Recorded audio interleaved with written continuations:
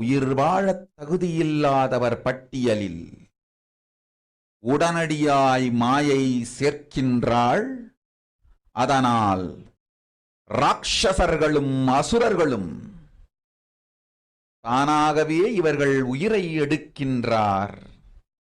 நன்றாய் புரிந்து கொள்ளுங்கள். உயிரை கொடுத்தாலும் தர்மம் காப்போம் என்று நிற்பவர்க்கு நிலைத்திடும் வீரஸ்வர்க்கமும் கைலாச பதவியும், எக்காரணம் கொண்டும் தர்மம் காக்க மறந்த உத்தமோத்தம ஜனனமான சனாதன ஹிந்து ஜனனம் பெற்ற மக்களுக்கு இல்லை வேறு கதி. சனாதன ஹிந்து தர்ம மனித ஜனனம் உத்தமோத்தம மனித ஜனனம். உங்கள் உரிமை உலகில் அதிகம், உங்களுக்கு கடமையும் உலகில் பெரிது. தர்மம் காத்தாலே கடமை, தர்மம் காக்காதார்க்கு உயிர் வாழும் உரிமை இல்லை.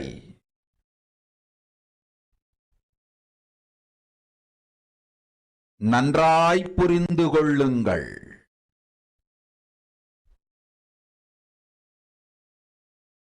உத்தமோத்தம பிறவியான சனாதன ஹிந்து தர்ம பிறவி எடுத்த எல்லோரும் புரிந்து கொள்ளுங்கள்.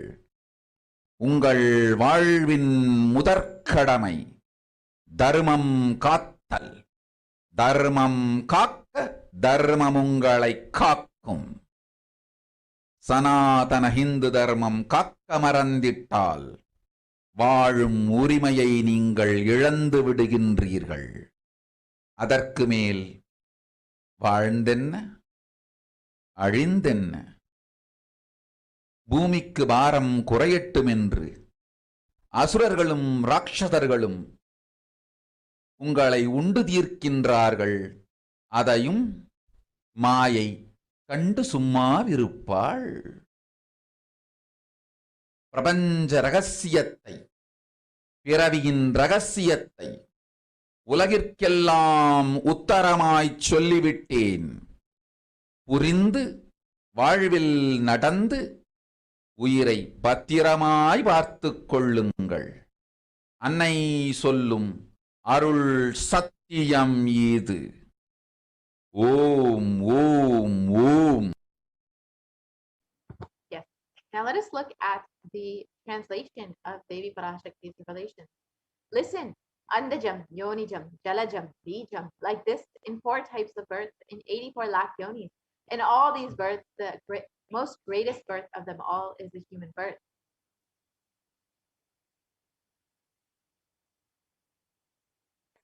Even in that human birth, being born and toiled many times after getting burnt and toiled in politics and finance, in luxuries, in dharma, artha, kama,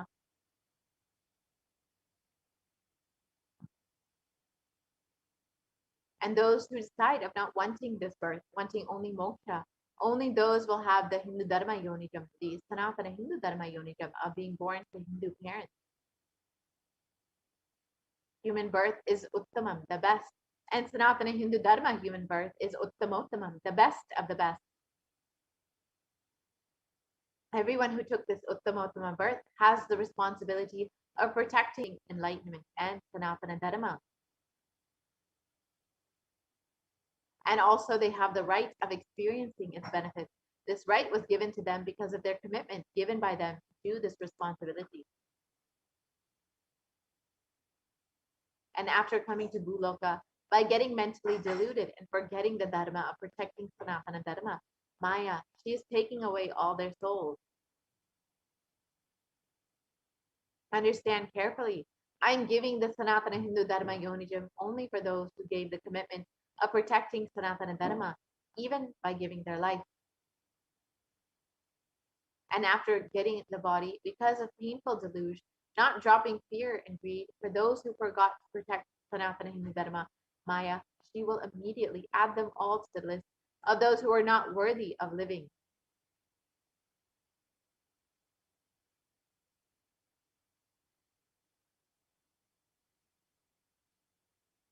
Therefore, Rakshasas and Asuras are automatically taking away their life.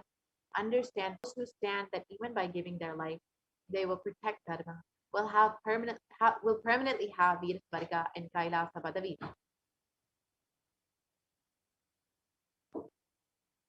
For any reason, people who forgot to protect Dharma, having Uttamattama birth of Sanatana Hindu birth, there is no other way for them. Sanatana Hindu Dharma birth is Uttamottama human birth.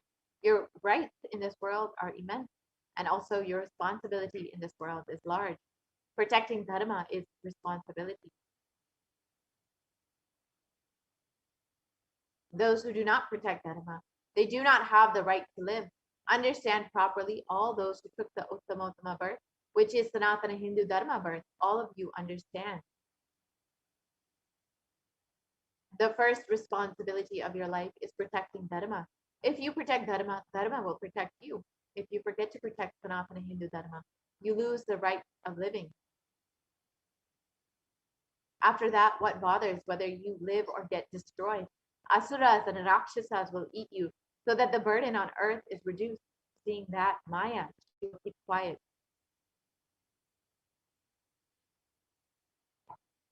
So Devi Parashakti has revealed that Hindu birth, the being born to Hindu birth, parents, is the best of the best births, the Uttamottama birth. And we have been given this birth as because we have committed to take the responsibility to protect Dharma, to protect Sanatana Hindu Dharma, and protect this science of living enlightenment. So now let us understand more about the responsibility of Hindus and why we need a Hindu nation. Hinduism represents the world's most ancient yet progressive indigenous spiritual tradition. It is an open framework model of civilization that stands for global peace, vegetarianism, nonviolence, yoga, worship of nature, temple based living, manifesting spiritual powers, and the inherent divinity of every being. And the Hindu nations were ecosystems where more and more enlightened beings could be produced, so that enlightened civilization could be lit alive and its great gifts shared with the world. So now let's look at some of the references of Hindu nations from our Hindu scriptures. The Hindu nation ruled by Bhagavan Rama, the Rama Rajya, was one of the greatest Hindu nations that we have heard of. And in the Valmiki Ramayana, it's described in Valmiki Ramayana, it describes the Rama Rajya. There was no widows to lament, nor there was any danger from wild animals, nor any fear born of diseases. The world was bereft of thieves and robberies. No one felt worthless, nor did old people perform obsequies concerning youngsters. Every creature felt pleased. Everyone was intent on virtue, turning their eyes towards Rama alone. Creatures did not kill one another. And the description continues on. People survived for thousands of years with thousands of their progeny, all free of illness and grief. The trees there were bearing flowers and fruit regularly without any injury from pests or insects. The clouds were raining in time, and the wind was delightful to the touch. Every caste was performing their own duties, satisfied with their own work and bereft of any greed. People were intent on virtue and lived without telling lies. All the people were endowed with excellent characteristics. All were engaged in virtue. And one of the other famous Hindu kingdoms was the Hastinapur kingdom, ruled by Yudhishthira, and it's infamous for its prosperity and wealth and the abundance of every citizen. In the Srimad Mahabharata, it describes Devas granted rains to fulfill all wants. The world became free of all diseases. There was no hunger or thirst anywhere. There was no mental suffering. Those without livelihood were given livelihood, and there was abundance all around. There was no worldly worries left for anyone, and there was no cause for fear either. Happiness on earth was in fact even greater than in the heavens. You can see that our Hindu kingdoms that were ruled by Hindu principles had so much of prosperity and abundance for every citizen from all classes and creeds. And This was because of the Hindu scriptures, our Hindu principles that govern these ecosystems. And the Hindu nation,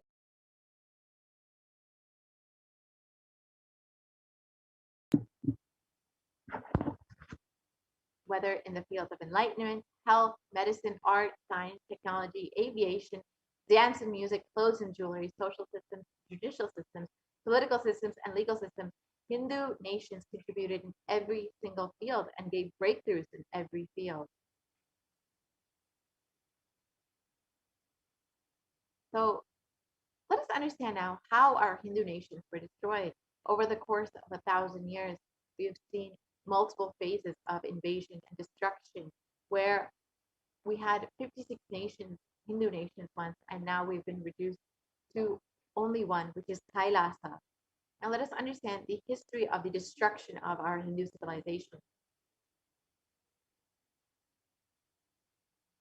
The first phase of the destruction of the Hindu civilization were the Islamic invasions, which happened between 800 and 1700 AD. This was the physical destruction of our Hindu civilization.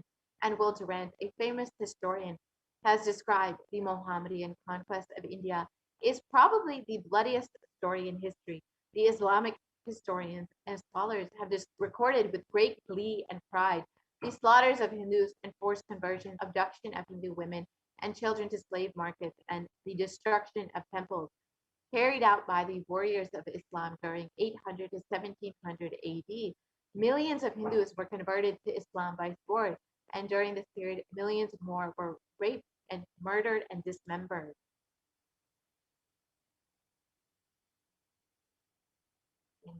The Islamic law prescribed for Hindus, as conveyed by Khilji, has described that Hindus are like mud. If silver is demanded from them, they must, with greatest humility, offer gold. If a Mohammedan desires to spit into a Hindu's mouth, the Hindu should open it wide for that purpose. God created Hindus to be slaves to the Mohammedans, and the Prophet hath ordained that if the Hindus do not accept him, they should be imprisoned, tortured, and finally put to death, and their property confiscated. To keep Hindus in abasement is especially a religious duty because they are the most inveterate enemies of the Prophet. You can see from these descriptions how barbaric this invasion was, how it physically destroyed the Hindu civilization. The next phase of the destruction of the Hindu civilization, and during the Islamic invasions, over 200 million Hindus were slaughtered by the Muslim invaders. Over 100,000 Hindu temples were destroyed, and over 1 million deities and scriptures were destroyed. And it was described that the conquering armies burnt villages, devastated the land, plundered people's wealth, took Brahmins and children and women of all classes captive, flagged them with thongs of rawhide, and carried a moving prison with them and converted the prisoners into obsequious Turks. So you can see just from these numbers how destructive, how barbaric these invasions were. And this saw the physical destruction of the Hindu civilization. The next phase was the psychological destruction of the Hindu civilization, which was the British occupation between 1700 and 1947 AD. This was the economic and psychological destruction of the Hindu civilization.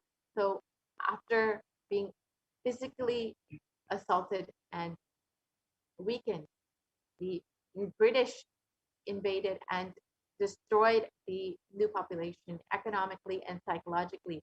Will Durant has described, I have seen a great people starving to death before my eyes, and I'm convinced that this exhaustion and starvation are due not, as their beneficiaries claim, to overpopulation and superstition, but to the most sordid and criminal exploitation of one nation by another in all recorded history.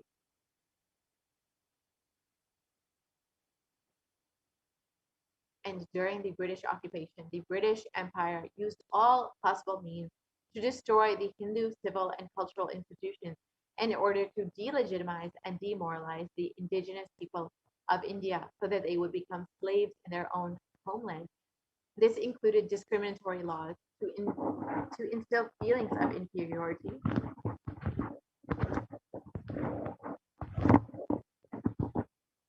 engineering artificial famines to starve the natives into submission, annexing Hindu kingdoms to undermine the native rule, mistranslating Hindu scriptures to instill anti-Hindu narratives, destroying the indigenous Gurukul education system, which was the backbone of the Hindu civilization, and destroying local industries and forced importation of British goods and banning Indians from owning any firearms or producing any firearms. And during the British occupation, over $45 trillion was looted from India over the course of 200 years, and over 45 million Hindus were put to death due to artificial famines and imposed poverty by the British policies, and over 680 native kingdoms were. And Sashi Tharoor of the Indian Parliament has described that the British came to one of the richest countries of the world, and over 200 years of exploitation, looting, and destruction have reduced it to a poster child of third world poverty. And the next phase was the secularization of India, which happened after the independence of India, from 1947 till present day. And this has been ruled by brown faces, British attitudes and policies towards Hindus. The first Prime Minister of India, one of the first leaders of the free so-called secular India, has described what a disgusting, savage people we are.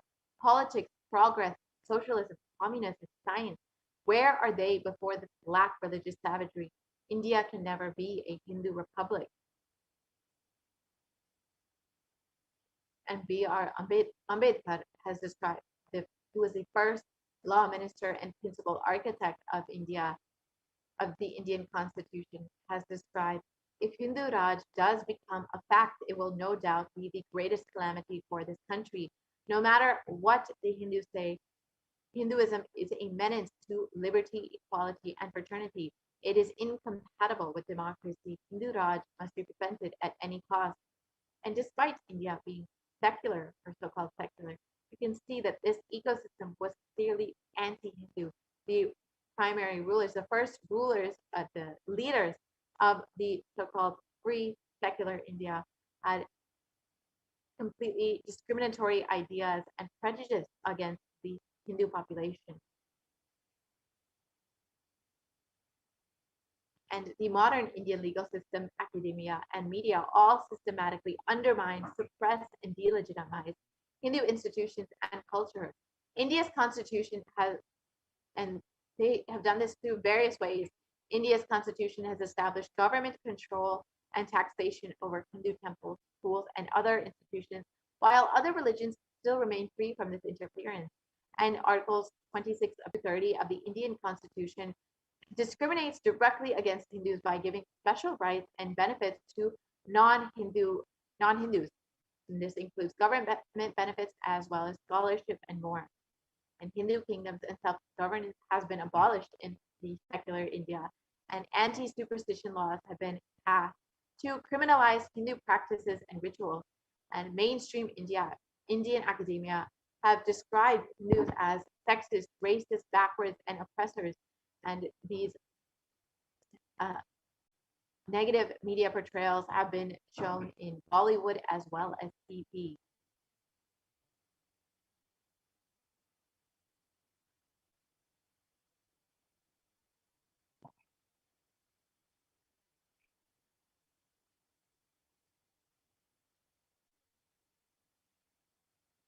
And media narratives have been used to stereotype and demoralize Hindus. Bollywood and other mainstream media outlets consistently portray gods and gurus as cartoonish, dishonest, corrupt, sex fiends, and in a manner similar to the British imperial propaganda. Media narratives are used to shape human consciousness and further political agenda. Racist British colonial stereotypes portraying Hindus as superstitious, backwards, dishonest, corrupt, and are perpetuated by their British brown successors in modern day India, completely unabated. You can see some of the examples of portrayals of Hindus and Hindu gods. So now we've understood how the Hindu civilization has been destroyed over the course of the past 1,000 years. Now let's understand why we need the revival of Hindu nation. As Devi Parashakti has described, it is our responsibility as born Hindus, practicing Hindus, to protect Sanatana Hindu Dharma. That is why we were given this birth of Sanatana Hindu birth. How can we do this? It is only through the revival of Hindu nation. The Supreme Concept of Hinduism has described the vision for the Hindu civilization. During the time of the Mahabharata, Hindus had 56 deshas, 200 states, 17 hasanas, and 10,000 sampradayas. And all 56 we Hindus are persecuted. Now we have lost all of the 56. The last to fall was Nepal. I am the collective voice of all the persecuted Hindus. I will revive and rebuild a Hindu nation built on the Vedagamic principles as a refuge for all practicing and aspiring Hindus, a safe haven for all the persecuted Hindus.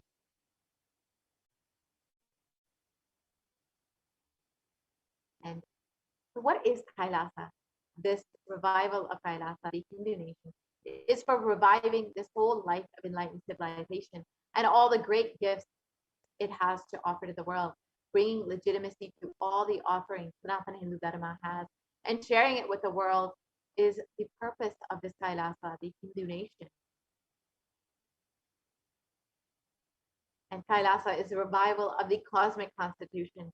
Kailasa is the model nation of how enlightened civilization should be living and administer politics, judiciary, education, economy. Everything will be revived as Paramashiva revealed in the Vedagamas, the Sanatana Hindu Dharma scriptures.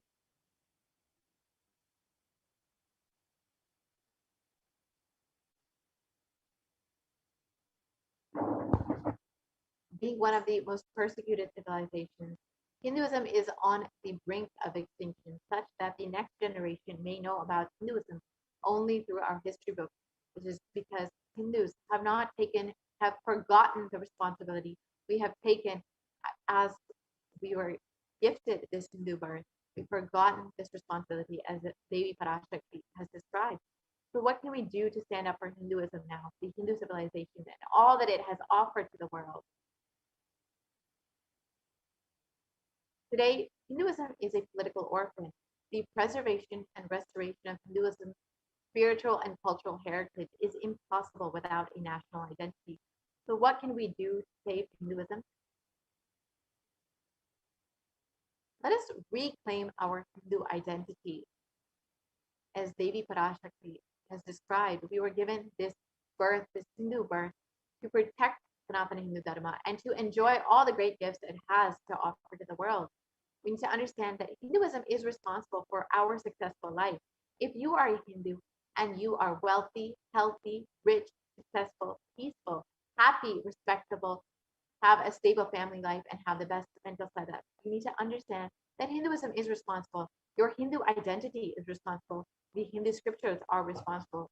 It is the Hindu scriptures which have given us the best mental setup and all the best things we Hindus have.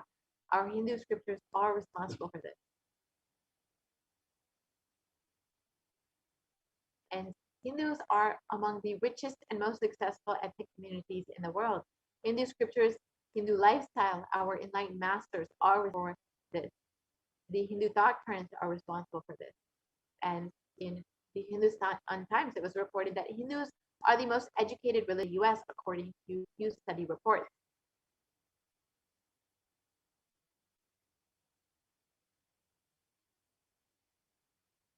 So let us now reclaim our Hindu identity. We need to understand it is not just the anti-Hindu elements being active. It is the responsible Hindus being inactive that is responsible for this whole destruction of Hinduism. As Devi explained, as Devi revealed, we were specifically given this Hindu birth, the Uttamottama birth, because we have taken the responsibility of protecting Sanatana Hindu Dharma. However, we have forgotten this responsibility that we have taken. So let us now take this responsibility again for Hinduism and let all the Hindus all over the world reclaim our Hindu identity, reclaim the reason that we were given this Uttamottama birth of Sanatana Hindu birth. Let us understand the responsibility of Hindus as revealed by Devi Parashakti. It is the responsibility of Hindus to revive this enlightened civilization again and again and give all the gifts of the enlightened civilization to humanity. The revival of the enlightened civilization, this Kailasa, the Hindu nation, humanity.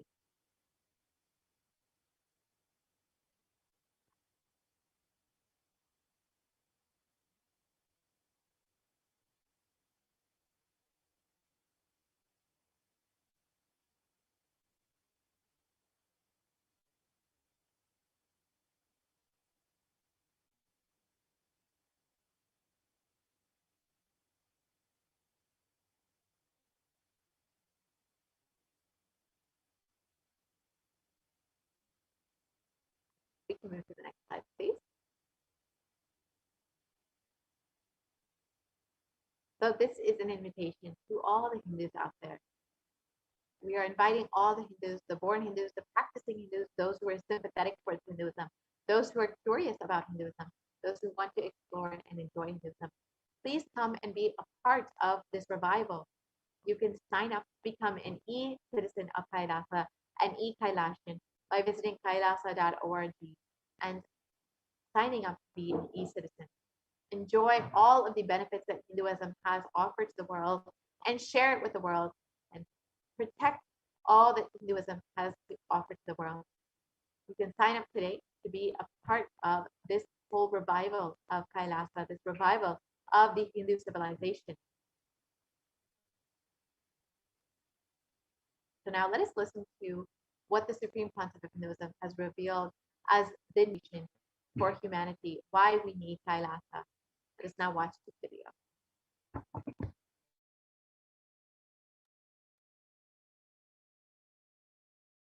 Contribution. Hinduism, Veda Agamas have great things to contribute to the world. Like the great power manifestation science, the ancient culture and arts, the ancient lifestyle truths, the ancient medical practices and medicinal knowledge, the ancient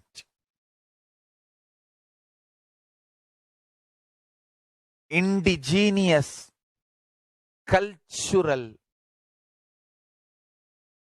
heritage and jewelry, perfume, dance, music, in every level, Hinduism has so much to contribute. Veda Agamic traditions have so much to contribute. To share all this with the world, to contribute to the world.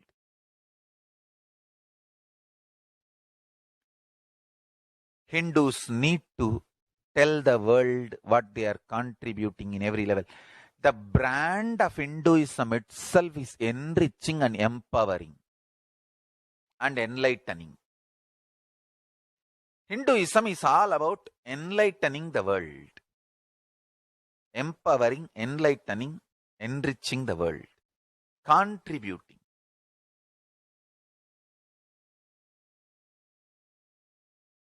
That is our spiritual life. That is our spiritual strength. That is our spiritual core principle.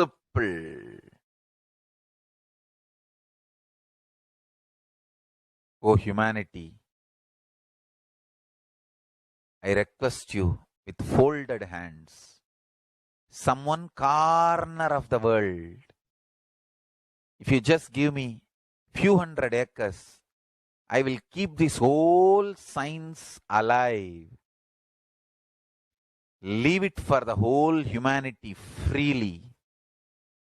Fortunately, Paramashiva has given me the power to decode all this Hindu medicinal system, Hindu judiciary system, Hindu social law and order system, Hindu power manifestation system, Hindu mental sciences system, Hindu yogic sciences, the sciences of Hindu biology, Hindu physics, Hindu psychology, Hindu physiology, Hindu chemistry, all this Paramashiva has given me the power to decode whatever the remaining scriptures are available with the humanity.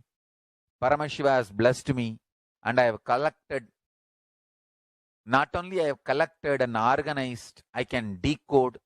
This whole science can be kept alive in any one corner of the world. Just few hundred acres are given for me to live peacefully and exist peacefully. I can store this whole thing alive and contribute it to humanity. Humanity can become better, and I can make the planet Earth so much better place to live. I am here to contribute, and I will continue to contribute.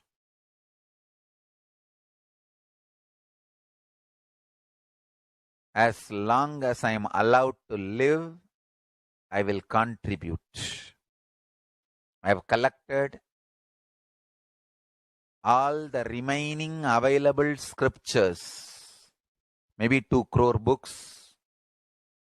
2 crore means 20 million, I think, books on Hindu physics, Hindu chemistry, Hindu biology, Hindu physiology, Hindu psychology, Hindu law and order, Hindu social system, the power manifestation sciences of Hinduism, yogic sciences of Hinduism.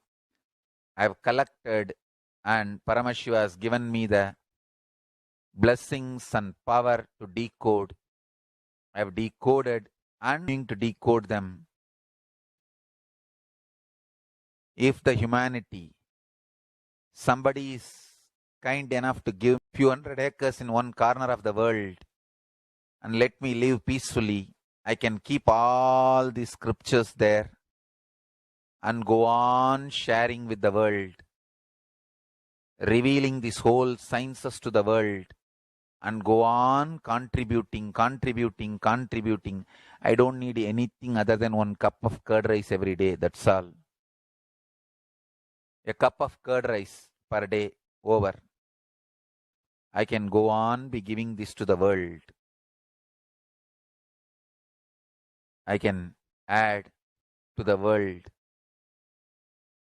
I can make the world better place to live. That's all I have to say.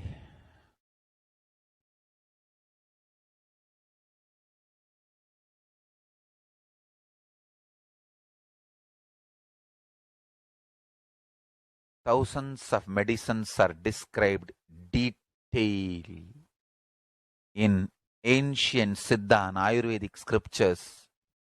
Paramashiva has given me the power to decode them, read them, and properly translate and map them to the modern day human language. And I am ready to work 20 hours a day. I just need few hundred acres where I can sit peacefully and keep this library, run a Gurukul where thousands of people can learn this and share it with the world. Understand?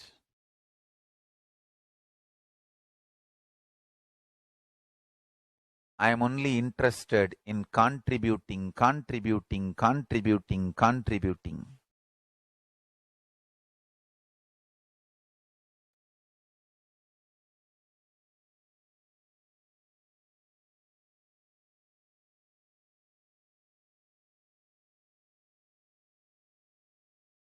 If we can decode all this great knowledge, Whole world can prosper from this knowledge. Whole world can enjoy from this knowledge.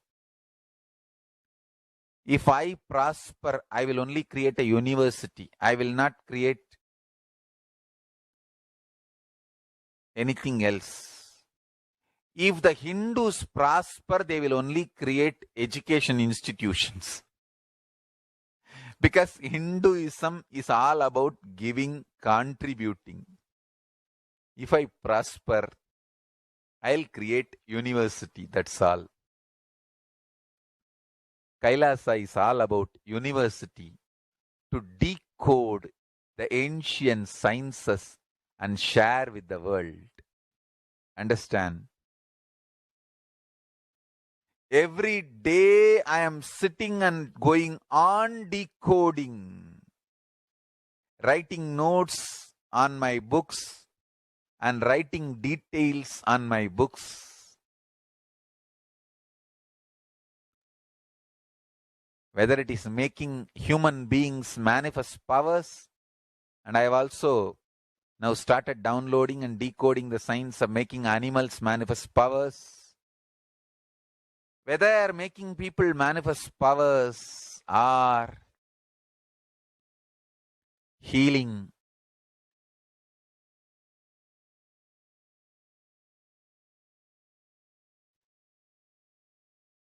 in every level, life is all about contribution, contribution, contribution.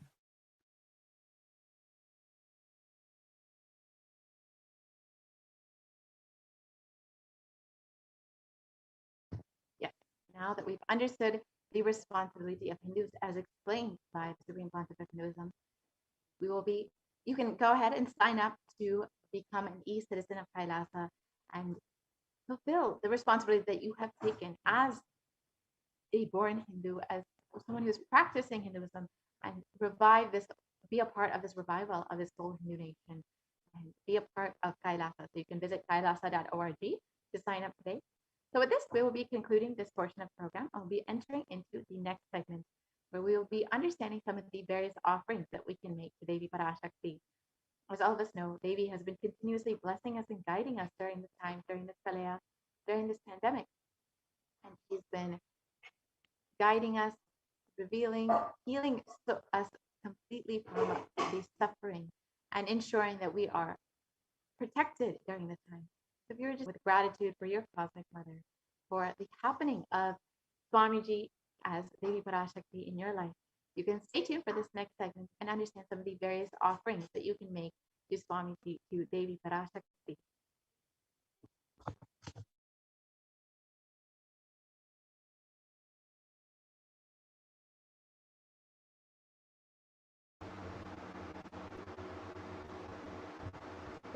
Nithyananda. Yes, now let's get into the segment where we'll be understanding the various offerings, the traditional offerings that we can make to Devi Parashakti as we get ready to receive her darshan and blessings today.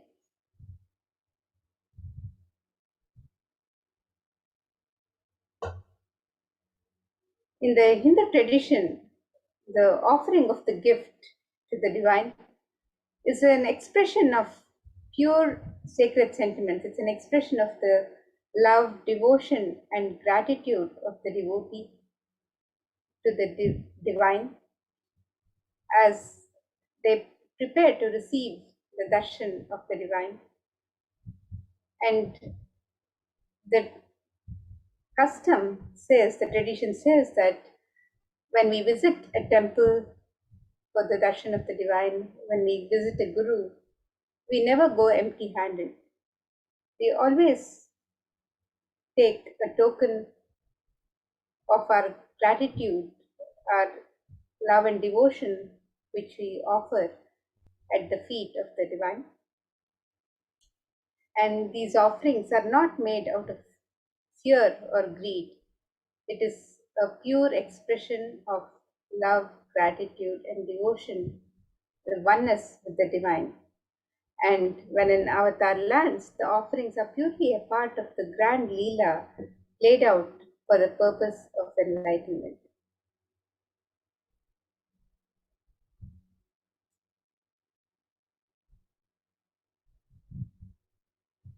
And as we get ready with the traditional offerings for Devi Parashakti, let us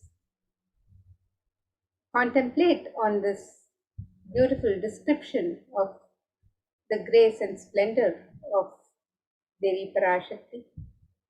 This Dhyana Shloka from the Moola Agam Manonmani Dhyana describes Devi Parashakti.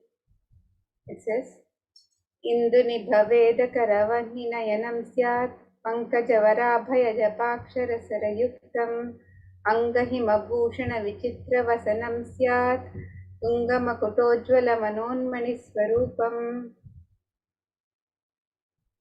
And the translation of this verse, it says, moonlight face, holding Veda books on hand, fire in eyes, with lotus flower, gracing and blessing hands, and one hand with Japamala, beautifully decorated with jeweled ornaments in wonderful clothes and shining crown.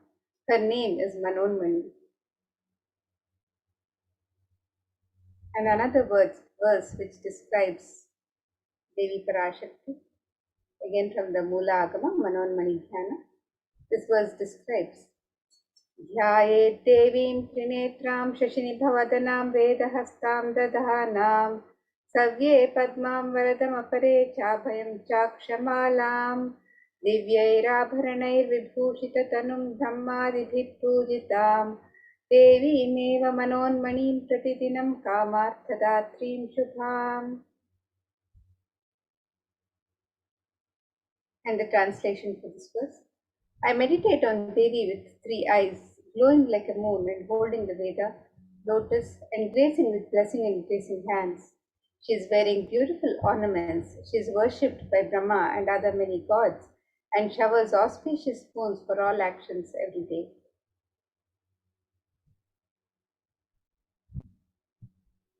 And in the Hindu tradition, the divine element of gold is mentioned in all of our scriptures and is used in abundance in all of the offerings for the divine, in the worship of the divine, and in the temples, the decorations, and the many sacred rituals. So let us look at this, the scriptural reference from Atharva Veda, which describes the significance of the divine element of gold. And this verse describes Tredajatam janmanedam hiranyam agnirekam priyatamam babhuva so parapatata apamekam vedasam reta ahutatte hiranyam trividastavai vishe. The translation of this verse, triply born by birth is this gold, from the atoms of Agni is one. It becomes dearest to Agni. One fell away from the Soma when it was heard. One they call the seed of virtuous and powerful Apa, the watery molecules. Let that triple gold be for your long life. The gold is a divine element in the Hindu tradition. It purifies anything it touches. It is an element of great spiritual significance and spiritual power, of healing and enlightening. The vibration of gold has the power to infuse sattva energy and positive thought currents in anyone who wears it and in anyone who sees or operates in its vicinity.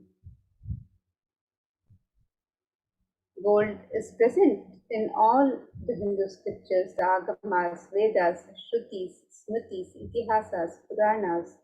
In all the Hindu scriptures, it is abundantly displayed that gold is the most auspicious and purest metal which purifies our being. In the Hindu civilization, everything was built in gold, exchanged in gold. Ritual feasts were offered in gold bricks. When one was to be saved from life-threatening illnesses, gold was offered as a ritual fee. Gold was in abundance and used for weighing equivalent amounts of commodities, including cows. Kingdoms were built with huge doors of gold. The streets would have huge columns and huge archways made of gold. The horses and cows were dressed in gold. And Hindu civilization thrived on the banks of rivers of gold. The Indus River was called Hiranmaya, the river of gold in Rig Veda. The river Saraswati was called Hiranyavartini in Atharva Veda. Gold is the supreme element for offering gifts to the ones you love and revere. Temples are constructed and paved in gold. Deities are made in gold and decked and adorned in gold because it preserves the enlightenment energy for thousands of years and it lasts forever.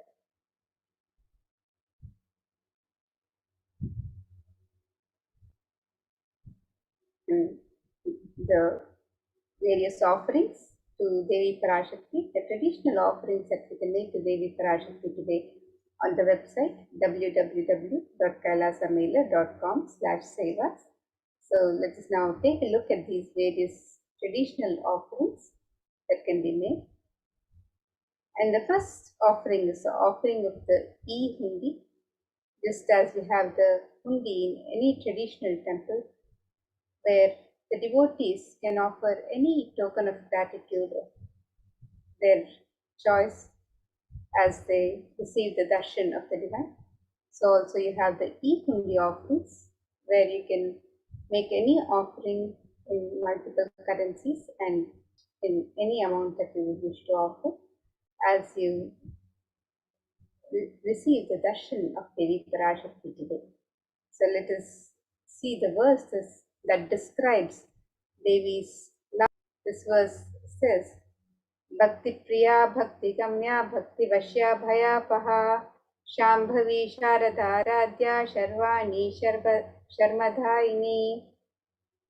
The translation of this verse, it says, Devi is fond of true devotion and is realized through true devotion. She can be won over through true devotion and she removes all fear. If there's any fear in the minds of the devotee, Devi is sure to remove that fear. It is stated that Devi likes to be worshipped in autumn. Here it is meant the autumn of our lives, when our thoughts turn more and more inwards. The role of the divine is known and understood clearly, and the need for Devi worship becomes stronger. Shambhavi is the consort of Shambhu, Lord Shiva. Sharadadya is the one who is worshipped by Devi Sharada herself, Devi Saraswati.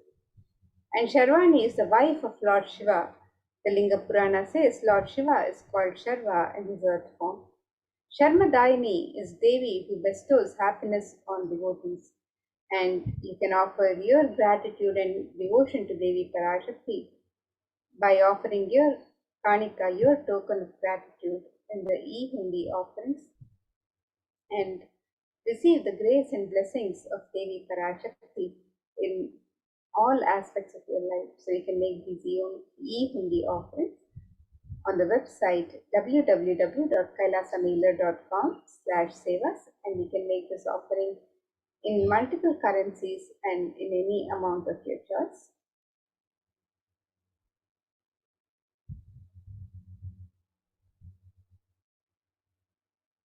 And the next offering to Devi Parashakti is the offering of the Sankalpa chanting, the conscious resolution. And in the Devi Mahatmyam, chapter 12, verse 34, it describes that the goddess enchants this universe and she herself gives birth to this universe. That goddess, being prayed without interest in anything, gives that knowledge that leads to salvation and gives wealth in the materialistic sense. And you can make this offering of the conscious resolution, the Sankalpa, and Devi showers her blessings for the fruition of all the desires and wishes of the devotee. So you can make this offering on the website www.kailasamela.com/sevas.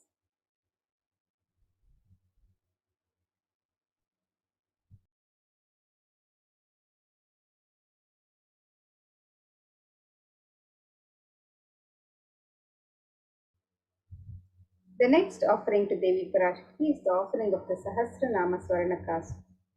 And this is the offering of the pure gold coin inscribed with one of the 1008 sacred names of Devi Parashakti. Devi is described as Nama Parayana Prita, she who likes the repetition of her various names. And this offering of the Sahasranama Swarnakasu, the pure gold coin inscribed with one of the 1008 sacred names of Devi Parashakti. This is a very special and unique archana offered to the Mahameru of Devi Parashakti, and we can make this offering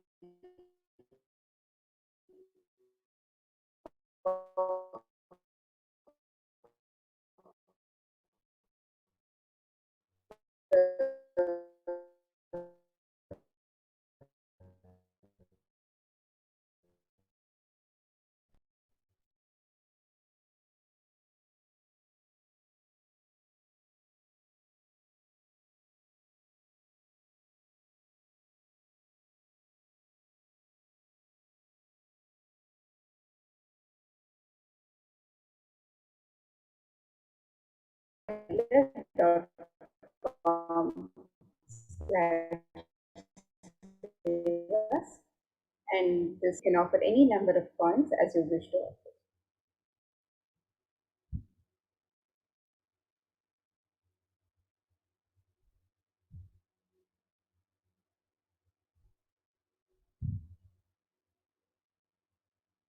And the next offering to Devi Parashakti is the offering of the Mukta Anguti, the gold finger ring embedded with pearl. And Devi is described as the one who is adorned with pearl. So let us look at this verse which describes Devi's beauty and splendor and how she is adorned with pearls and gems. This verse describes मुक्ताहारलसत्किरीटरुचिरां पूर्णेन्दुवक्त्रप्रभां शिञ्जन्नूपुरकिङ्किणिमणिधरां पद्मप्रभाभासुरां सर्वाभीतफलप्रदां गिरिसुतां वाणीरमासेवितां मीनाक्षीं प्रणतोऽस्मि सन्ततमहं कारुण्यवारां निधिम्.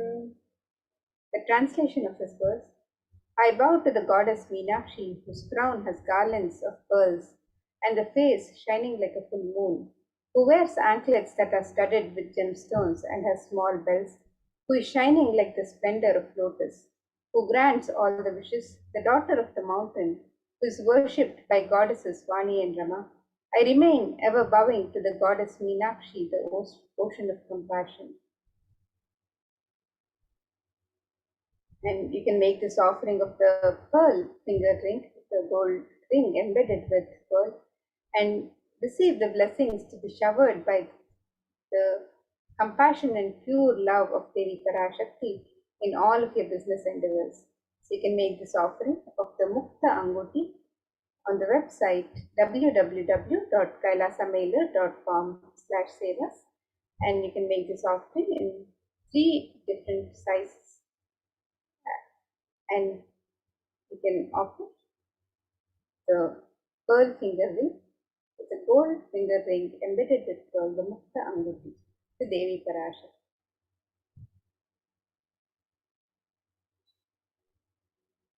The next offering is the Swarna Padma Pushpa, the gold lotus flower.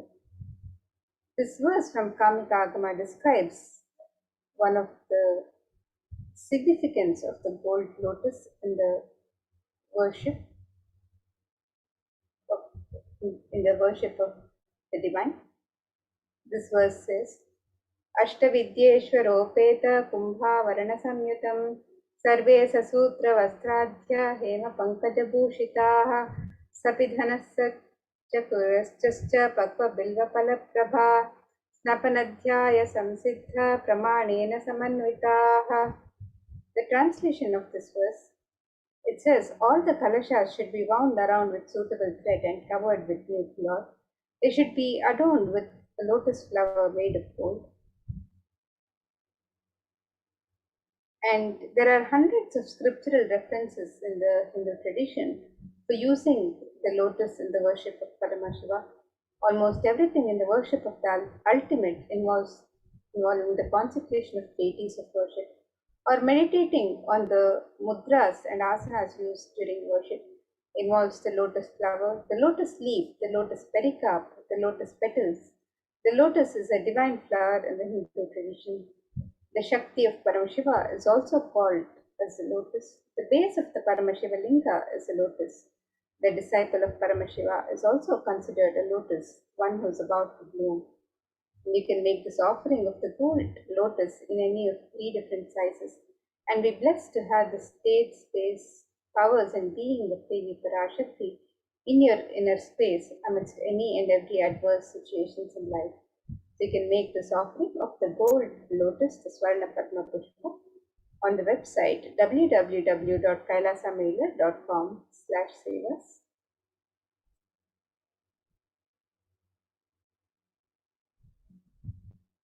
The next offering to Devi Parashakti is the offering of the Swarna Metti, the gold touring.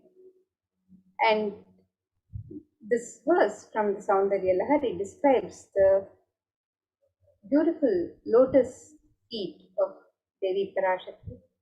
It says, Nakadhiti Sanchanna Namajjanatamo Guna Padadvaya Prabhajala Parakrita Saroruha.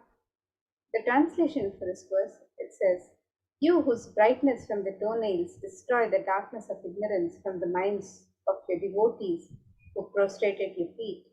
You whose brightness from your 2 feet overpowers that of the lotus flower too.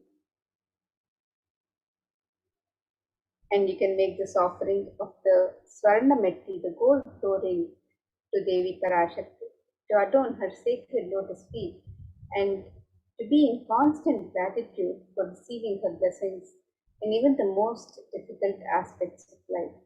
So you can make this offering on the website www.kailasamailer.com/sevas.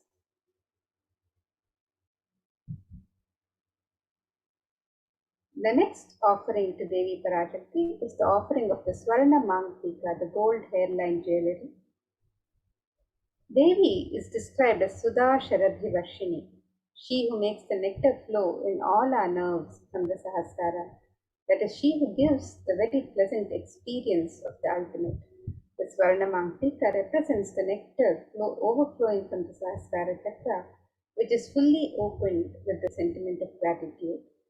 And you can make this offering of the Swarna Mangtika, the gold hairline jewelry, to Devi Parashakti, and receive of achieving the blissful state of overflowing gratitude and a space of complete completion. And you can make this offering on the website www.kailasamailer.com/sevas.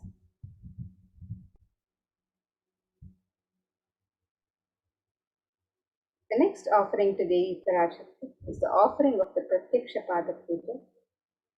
And this verse from the Saundarya Lahari, Shloka 83, describes that the toenails of Devi Parashakti have been sharpened by constantly being touched by the crowns of the celestial beings who always prostrate before Devi as darkness. And in this stotram, tamas is in the ignorance in the minds of the devotees.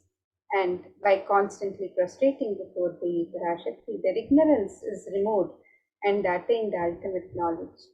So you can make this offering of the Pratyaksha Pada Puja, the most sacred ritualistic offering of gratitude from disciple to guru. And you can make this offering of the Pratyaksha Pada Puja and be blessed with all the auspiciousness and blessings from Devi Parashakti and from the Nijavatara of Devi Parashakti, the supreme font of Hinduism, Jagat Guru Mahasannidhanam, His Divine Holiness, Bhagavan Shri Nithyananda Paramashivam. You can make this offering on the website www.kailasamailer.com/sevas. And the next offering to Devi Parashakti is the offering of the Vastra Seva, the offering of the sacred cloth. And this is a traditional offering that is made as a token of gratitude for the constant protection of the divine in our lives. So you can make this offering of the Vastra Seva, the sacred cloth, and Devi always showers and blesses with all the compassion, all the auspiciousness and blessings, and